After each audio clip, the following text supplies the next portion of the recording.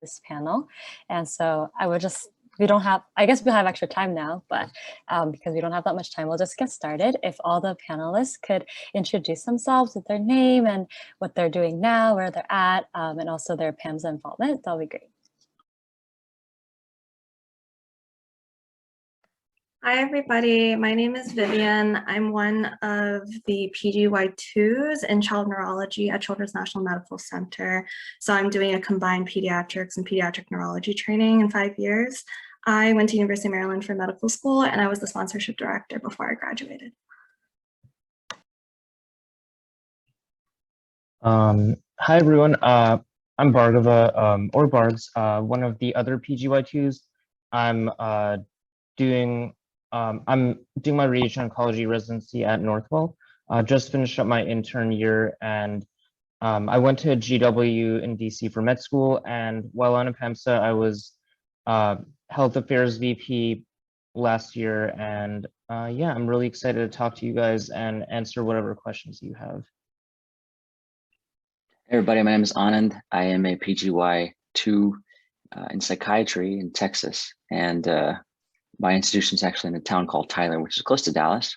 I went to med school in A&M, and I think I want to do fellowship in child and adolescent or college psychiatry. This is my first ever interface with a PAMSA, so it's really fun to be here, and it's all Donna's credit really that I'm here, so I appreciate her. Thank you. Hey everyone, I'm Justin. I'm a incoming PGY1 at the Community Memorial Health System psychiatry program in Ventura, California, which is where I'm originally from. I went to Touro University for med school in California, graduated 2020, but didn't match initially into psychiatry and reapplied. I just finished a transitional year with the University of Central Florida in Ocala, Florida. In a PAMSA, I was the first National Resolutions Director in 2017 to 2018, and then I served for 1.5 years as the Advocacy Vice President. So good to see you all.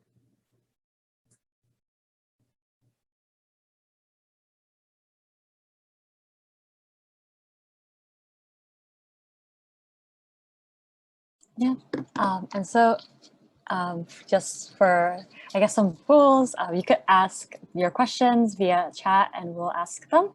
And so feel free to share it on the chat, or you could just message either me or Jerry privately if you want your questions to be private. And then so we'll start off with one question just to get things rolling. And if everyone could give their thoughts about that, that'd be great. Yeah, so I guess for the one thing that you wish you had the process. Sorry, could you repeat that? You kind of broke up there. Yeah. Yeah.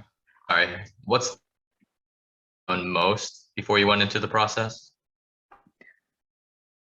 Anya, do you get Yeah, that? sorry.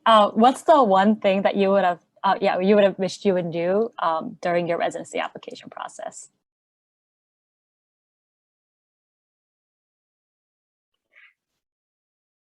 I think I have a kind of an answer. When I was applying for residency, I thought a lot about what a university looked like or what people thought of a university from the outside, more than how it felt like to be there. You know, and this is kind of a small point, it seems, but once you're there, it becomes everything, because it doesn't really satisfy you every day to wake up and think, oh, I'm at a prestigious university. It really satisfies you to like who you're working with and to feel like you can be yourself at work. And when I made my rank list, I didn't really think of that. You know, it's kind of hard to think of that because you don't really know what it's like to work somewhere until you actually work there. But you can get a sense of it by asking people and by talking to nurses and seeing if people tend to like each other. And that's the really, I mean, as a psychiatrist, I think a lot about the mental health of my patients. And so I think about it with myself more and more. And that's been a big contributor to my happiness in Tyler, is that as a small town, it's sort of everyone knows each other, and there's an intercollegiate environment between the disciplines, but also just between the people. You know, people just trust each other, and that's a really big source of my happiness day to day, and it's worth looking for that. I don't know if anyone else has thoughts about that. No, I totally agree with you. I think we focus a lot about minutia when we go to interviews, like call schedules and how much food stipend we get, blah, blah, blah, blah. And I had a humongous Excel sheet. It was ridiculous. And I just want to put in a plug. I also couple smash, so it was like doubly ridiculous. But at the end of the day, when I made my rank list, I didn't even look at it. It all was off of gut feeling. And I honestly think that's enough to drive you.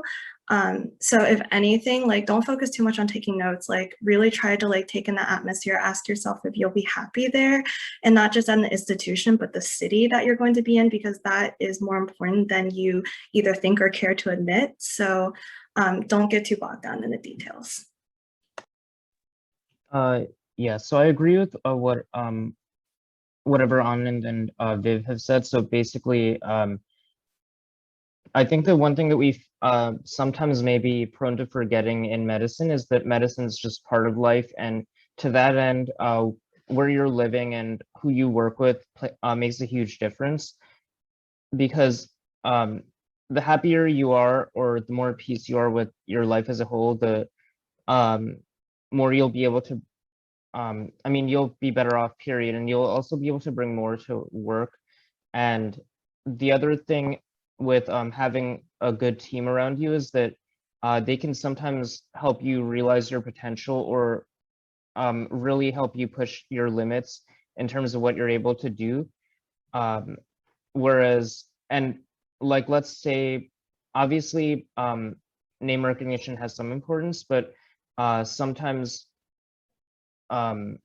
if you're surrounded by people who value you a lot and want to support you in whatever you do, you can, that really pushes the boundaries of what you're able to achieve.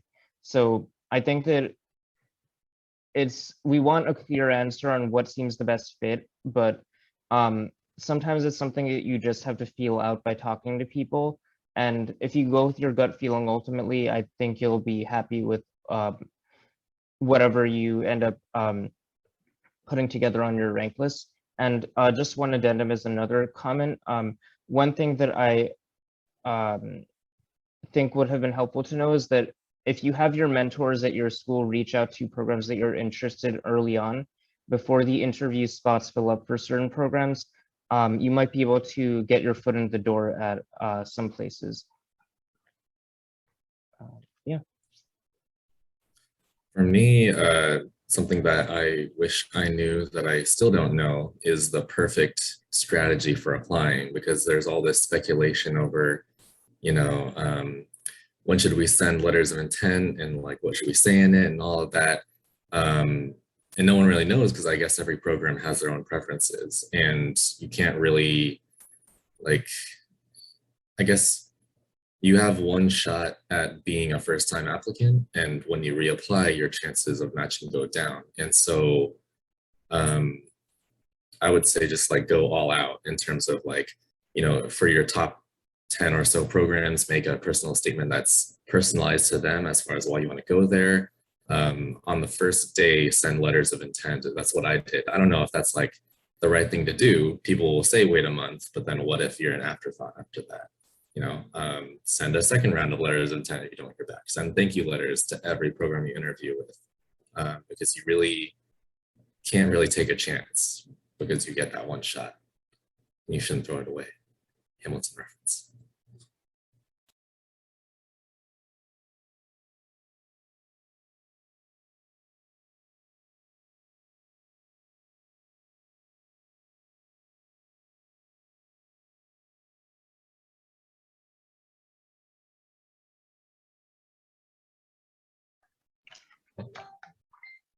Yeah, if nobody else has a question to ask, we can go ahead and ask another one. If one or two of you guys would mind describing the application timeline, or at least how you approach the timeline, and when you think is sort of the best time. Sorry, the end of that question got cut off as far as what the best time is to do something. To submit your application. Okay.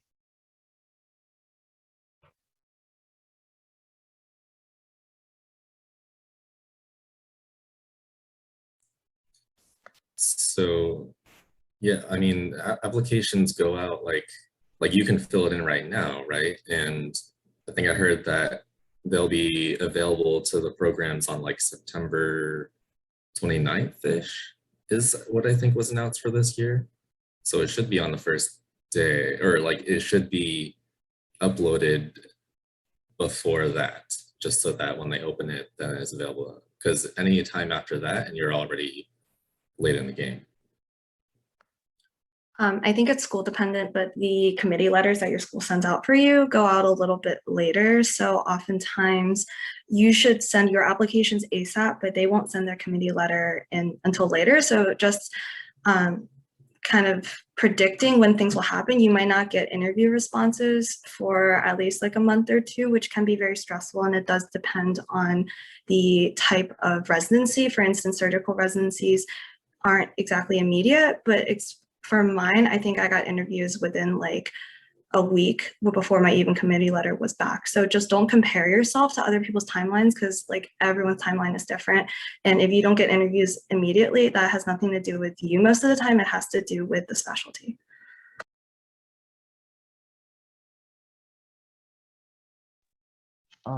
Yeah, so I think Arun's described it well so far. It is really specialty specific. And to that end, for example, the weekend the ERAS was due when I was applying Radonc, it was the month of our major conference. So people didn't start, PDs didn't start looking at applications until later. And I even got a couple of letters of rec relatively late, and I was still able to make them through. So obviously submit as much as you can as early as possible. But if let's say that you're on in a way and you want a letter of rec that, and it's already maybe a week or two past the initial ERAS deadline, you might be able to squeeze it in. So I think that's another important thing to know.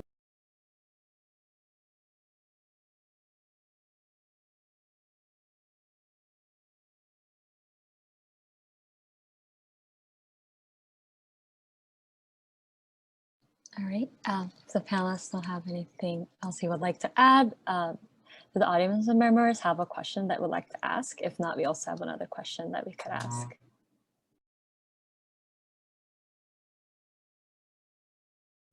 I have a question. So currently I'm a third year medical student and I'm starting my rotation now. So I was wondering what's like the best way to approach the doctors for letter of recommendation. Although I'm still uncertain with that specialty, but I don't want to rule that specialty out when I'm applying for residency. What specialty is it, Andy? Currently I'm in pediatric and I've been liking my pediatric emergency med rotation so far, but I don't want to rule out adult med. So I'm just like not sure. I asked for a letter of rec, but I guess going forward, since I just started my clinical rotation. You know, I think I've learned more and more because when I was a third year too, I had all these thoughts like, well, should I, you know, I had this secret world in my head of questions, and like I had a performance on the outside of who I should be on the rotation. But now that I'm sort of a resident, I have some more security. I realized that what people really want is to think out loud with you, you know? So there's probably really good reasons you want to do adult versus child. And I think that to approach your attending with that question, you know, I'd love to, if I did your specialty, I'd love to be a doctor like you, but I'm not sure if I should do this specialty or a different one. That's a great way to start, you know, I feel, you know, and they'll see that you care about what they do and that you're actually open to being convinced by them, which will make them invest in their training of you more. You know, nothing excites me more than having a convert to psychiatry, you know, so that's something that I feel like the more transparent you are, you probably have a lot to gain from that, you know, and maybe they'll even give you even more resources than you imagine, not just a rec letter, but ways you can actually decide if this is right for you, you know. Your letters don't have to come from one specialty and one specialty only. I had a letter that was technically not necessary, but I had worked closely without attending. So if you feel like you did well in that rotation, that you connected well, and that you demonstrated your skills, I think it's okay to ask for a letter, even if you're not dead set on it. The wording I used for all of the people I asked for letters was, would you be comfortable in writing me a letter recommendation? Not will you write me a letter recommendation, because sometimes attendings aren't comfortable. And that's not to say anything about you. They just might not have gotten a good, like viewpoint of your performance over the month, whether that was because of scheduling or because there are like other things going on. So I would just straight up ask, because we play this game with ourselves later on, like, should I ask, should I not ask, what if they say yes? And like, honestly, at the end, you can upload as many letters as you want, and then I don't know if it's changed since I've applied, but then you assign letters to different programs. So you can have like 10 letters in your ERS or whatever, I don't even know what the system is called. And then you can assign them later. And it usually takes people very long to write letters anyway. So you're a third year, like you can reapproach that conversation when you're fourth year and be like, hey, I asked you about this a year ago. I'm now dead set on doing this as my specialty. I still feel like I worked well with you on this rotation. Would you still be comfortable? So I would just kind of just go for it is my best advice. And to answer your question, Bonnie, I asked in person always.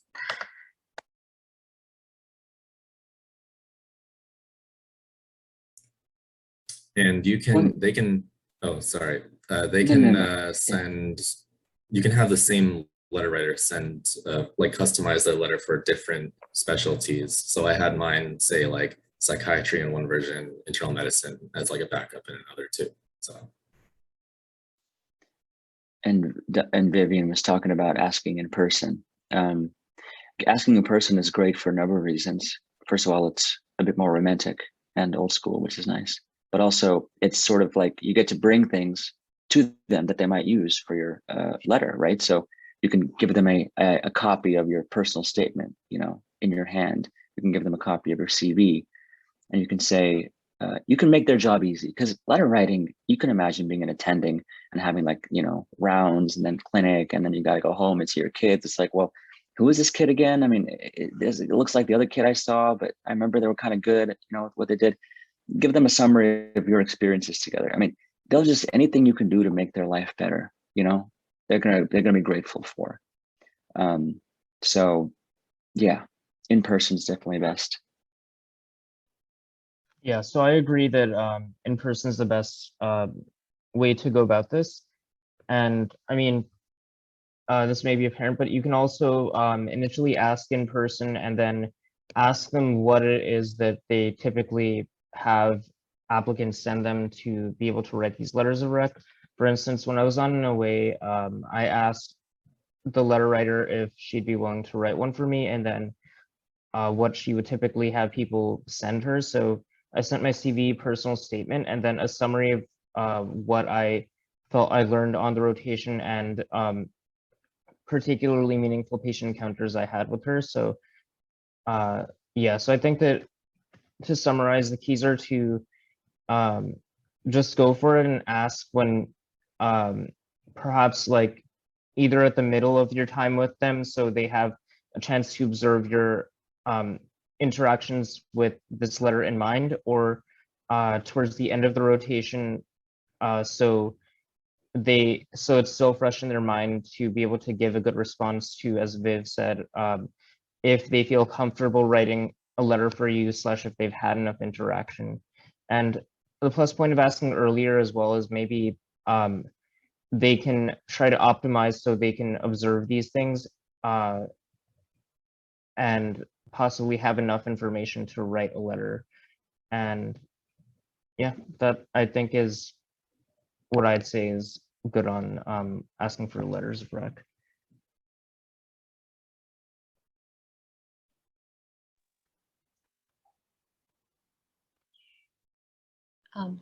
I also had a question actually related to this topic.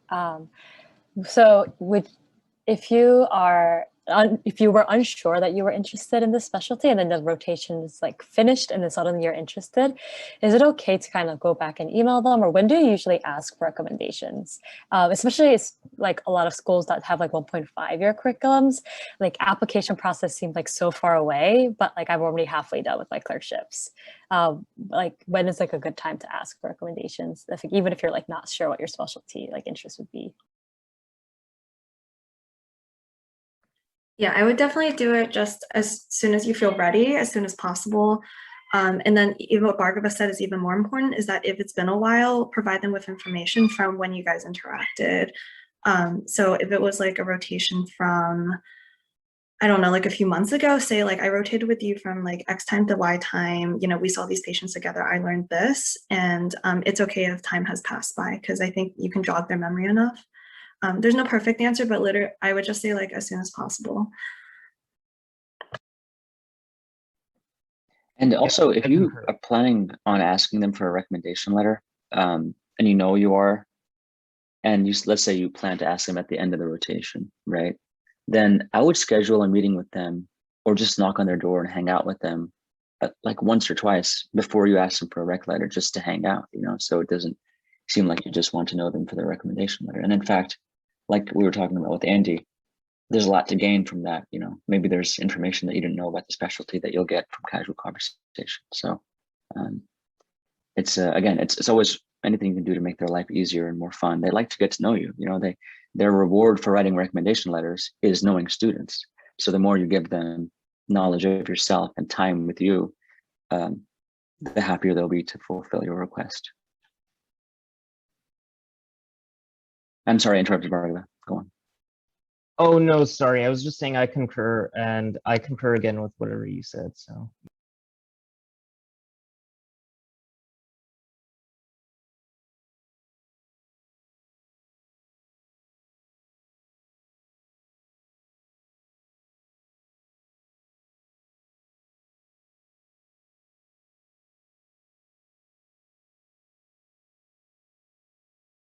Is everyone kind of set on their specialty, or you guys got questions about how different specialties? We seem to have a diversity of residents here, so. Oh yeah, I actually think there was a question where I think Bonnie asked how we chose each of our specialties. So I suppose that's something we can answer if people are down. So in my case, I did research in radiation oncology, basically starting in, well, this is highly unusual, when I was in high school, and that was basic science. And then later in undergrad, I did some clinical research. So I basically felt like the specialty was a good fit for me. But of course, I thought it was important to keep an open mind, given a lot of people change their mind about what specialty they're going to go into ultimately.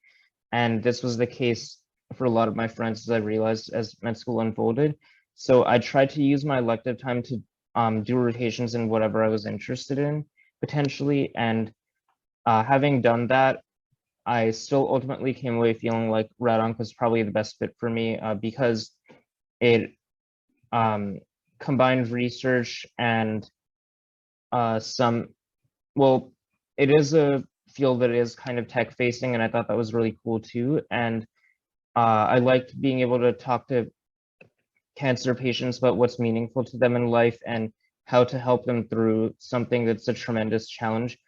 So I think that it appealed to me on a number of different levels. And having tried out other specialties like rheumatology and hemonc that might offer me something similar, I just ended up feeling out by gut feeling that this was the best fit for me.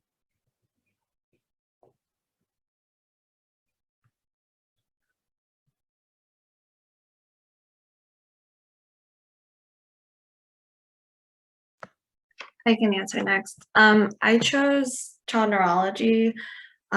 Quite frankly, I really didn't like a lot of things in medicine.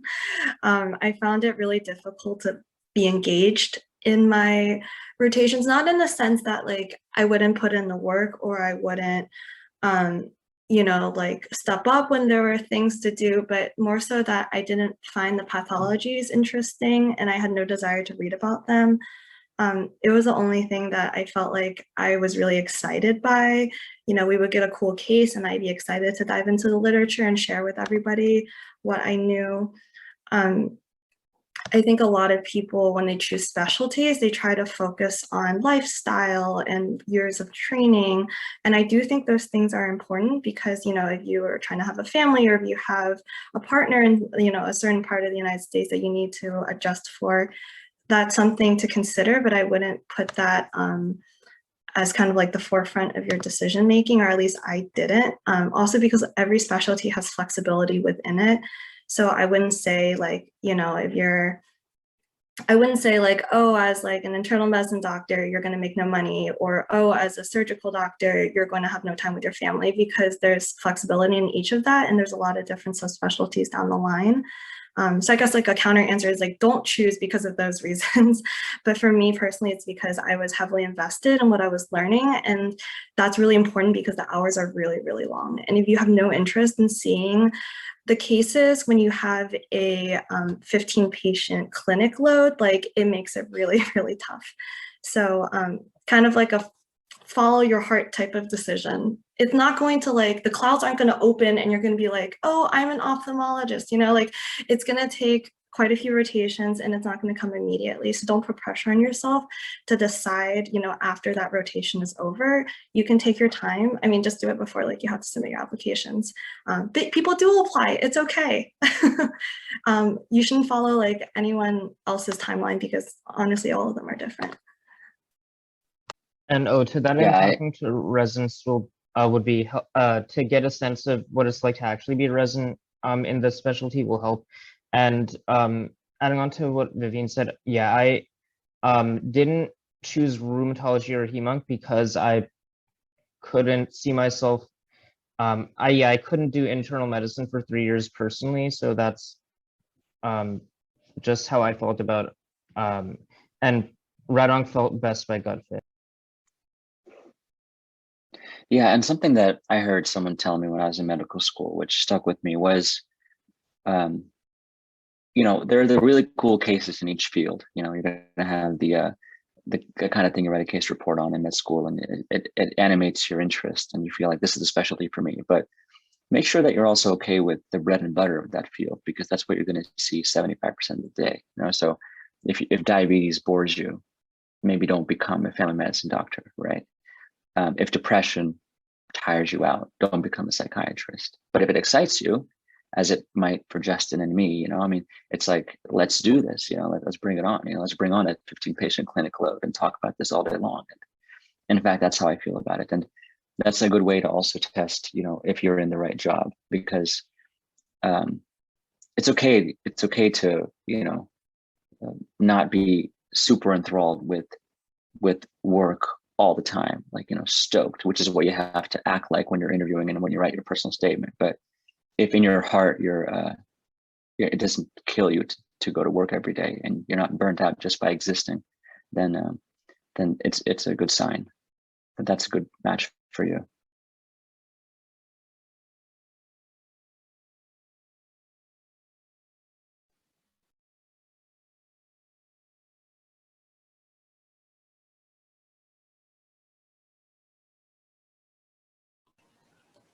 There was one question that came privately, which was like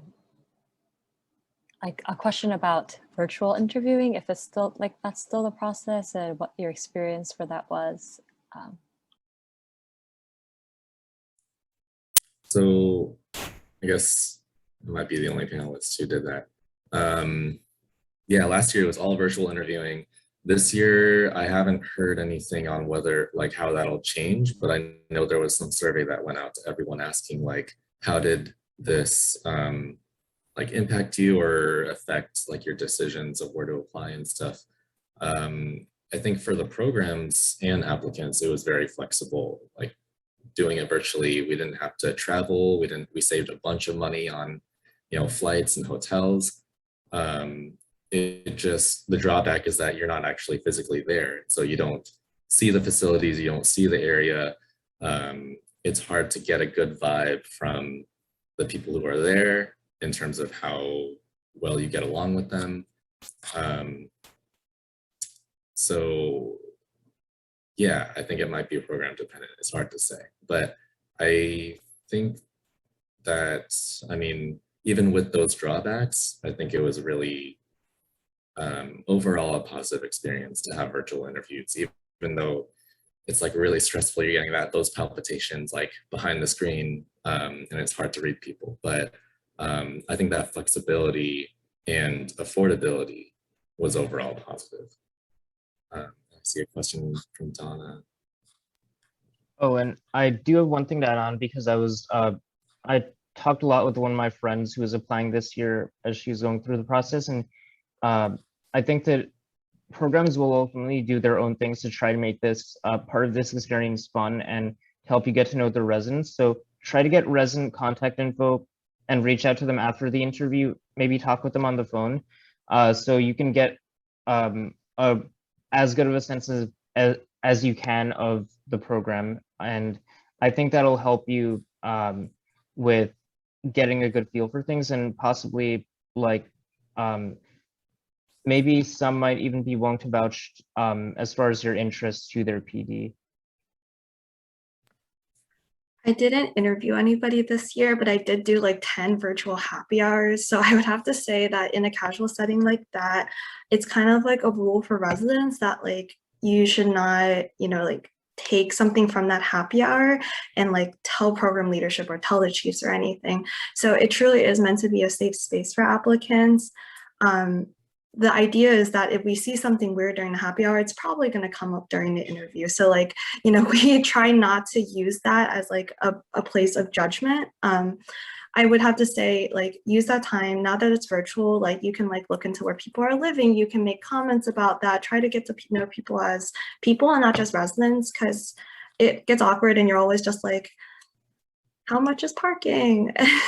But you can really use that time to make it a little bit more personal, because you kind of get like a small window into their personal space. So feel free to try to gear questions towards that rather than trying to get as much information you can about the program, because you'll get plenty of information.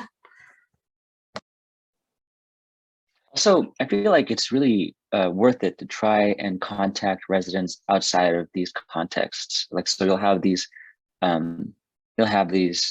happy hours. We had the same for our program, and residents show up for that, and you can sort of see how interested they are and how eager they are to be there, which is an important variable, because that reflects on how likely they are to talk to you when you get there and help you out. Let's say if you have a question, and then that happy hour will end and you'll have your interview, and then after that it's silence for months. And so, in that space, I think it's well worth it to try to reach out to some of the residents who liked or resonated with and see if they actually contact you. Because again, I'd like to know that about programs, if they're willing to put themselves out there and make themselves resourceful, even to a potential colleague, versus someone that they know is going to be there. And it says a lot about the character of the program, and a lot about how much of that belonging you'll feel when you get there, which I was talking about at the beginning.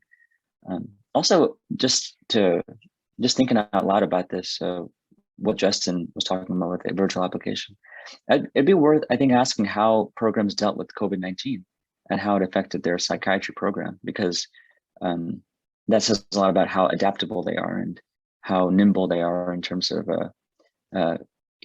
curveballs and how likely they are to protect you guys in the process. One thing about those resident social hours, though, there might be a few programs where they actually kind of use that to feel out the applicants, even though they say that they're like it's off the record or whatever. So still be in interview mode, but also don't like. I feel like a lot of applicants try to use that to show off, or like when they introduce themselves during like just the chill casual social hour, they would turn their intro into like an opening statement about like their interests and whether like a fit for the program. And I thought that was a bit much. So just, I don't know, be yourself, because that is, like they want to know and you want to know if like, how well you fit with them. So yeah.